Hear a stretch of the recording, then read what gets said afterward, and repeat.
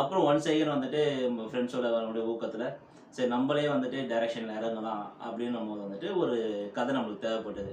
So நானும் ஆக்சுவலாக அந்த தருணத்தோட என் நண்பருக்கு தான் ஒரு வாய்ப்பு கொடுத்தேன். ஸோ அப்புறம் பசங்க வந்துட்டு எல்லாம் சொன்னாங்க பழைய ஃபார்மேட்டாக இருக்குது, புதுசாக நான் ட்ரை பண்ணுங்கன்னாங்க. ஸோ புதுசாக அப்புறம் என்னையே வந்துட்டு அந்த விஷ பரீட்சையில் கொஞ்சம் இறக்குனாங்க. நான் அப்போல சொன்னேன் இயக்குனராக இருக்கிறதுக்கு நான் தகுதியாக என்னன்றது இன்னி வரைக்கும் எனக்கு தெரியல. பட் இருந்தாலும் உங்களோட ஊக்குவிப்புனால நான் வந்து முயற்சி பண்ணுறேன் அப்படின்னு ஒரு வார்த்தை சொன்னேன். அப்போ நான் கொஞ்சம் டைம் எடுத்துக்கிட்டேன். எடுக்கும்போது வந்துட்டு சரி எப்படி போகலாம், சரி ஆல்ரெடி ஆர்ஆரில் இருந்தோம், சரி ஆர்ஆர் ஜேர்னர் வேண்டாம்னு சொல்லிட்டு சரி இந்த ஜேர்னர் போகலான்ட்டு ஒரு அக்ரிகல்ச்சர் பேக்ரவுண்ட் போனோம், விழிப்புணர்வு கொடுக்கணும் மக்களுக்கு.